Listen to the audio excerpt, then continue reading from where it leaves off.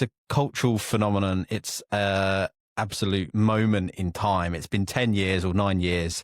I think it's 2016 to now. It's kind of insane, the like impact just on popular culture and all that kind of thing. So we've got 5 seasons. Season 1 had it was very much based on E.T. from the like references and the sort of slight plot line, almost a bit Twin Peaks as well, with this real sort of dark, sinister, bit X-Files of the government. It takes as many 80s things as it can in one and combine them. But season 1 is a real sort of a high point. It could be a great sort of one-off show where you just have one season, a limited series. Season 2 was similar. We then got season 3, which definitely diverted into being a bit more self-referential, a bit more comical, a bit lighter in its sort of cinematography, a bit more 80s, basically. Season 4, that aired when we were in first year of uni. So it was a while ago, and there's been a huge gap between season 4 and season 5. Season 5 is hit. They've done a weird release schedule where we've got 3 episodes dropping in November. We then had 3 more episodes dropping in December. And then we had the final episode drop on New Year's Day in the UK, it was. In conclusion, I cried a lot. It wrapped it up. It wrapped the stories up. Me and Lenny watched it. Sort of in a bittersweet way. I obviously enjoyed it. The thing to preface with is that I didn't hate this finale. But because I've spent so much time with it and everyone's spent so much time, it's almost getting into that Game of Thrones thing where unfortunately the finale hasn't stuck the landing quite as everyone would have liked.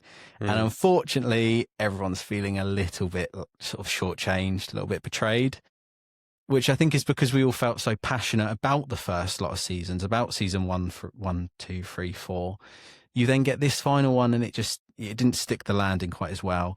It feels, the term I'd use is it feels like it jumped the shark, which is sad, but that's exactly what happened to Game of Thrones. And back in the day, that's exactly what happened to Lost as well, where they try to wrap up this show. The actors have become too big and they've almost outgrown the show, but they still need them to come back for another season. And like I said, if that first season was in 2020, what was our first year at uni, Adam? 2021? Yeah, or 2022. I think it might come out in the spring, I want to say. Yeah, so it's a good sort of, what's that, 2-3 years? Yeah, 3 years. It's a long time to wait for a season. And when you've got kid actors, it's very visibly noticeable that they are significantly older now. And they do feel like they've just outgrown it a slight bit. And it doesn't stick that landing. They've unfortunately left so many loose ends, which is the main thing people are moaning about. There were so many things promised in the previous seasons, and even in the build up to this season, the writers, the directors, the Duff brothers, they were saying, you're going to get an answer to this, you're going to get an answer to that. And we didn't. Nothing was delivered on. There's a moment, it might be a bit ambiguous to you, but there's a moment in the first season, the first episode, where the creature, the Demogorgon, is chasing Will, and the door on his house unlocks, like kinetically. Something unlocks it. And over the past however many seasons, we've never gotten an answer to who did that, because the creature that was chasing him doesn't have that kind of power.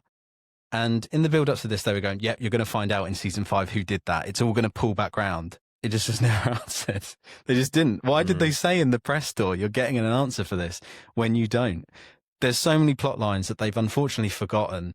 I'll rattle through a few that I put down as the most noticeable. And obviously they won't mean much to you, but to anyone listening. Max being blind. She was blind in the previous season. She's not now. What happened there? There was more creatures. So there was Demobats, so bat creatures. They disappeared this season. In the final fight, there was no monsters. Where had they all gone? We've been told this was their homeland and they were there and then they were all gone. The importance of like the date. It was a huge thing in the previous seasons. His birthday was on this date. The Upside Down is stuck on this date. There was a real sort of time travel element that seemed like it was coming in. Never mentioned it. There was quite a big character from season 2, 3, 4. You've completely forgotten about, has no ending, wasn't in this season. There's a huge unresolved plot line with like the military, and this group of kids have been killing military like with machine guns for this whole season. they just don't address it. They get off scot-free. It just feels rushed. It felt almost like a video game boss fight at the end. It was so bombastic. I can't believe that the cinematographer in those previous seasons, and even though it evolved from season 1 through to season 4, it did change. It just feels so green screeny in this, and it's such a shame because there's a real sort of physicality to the previous seasons.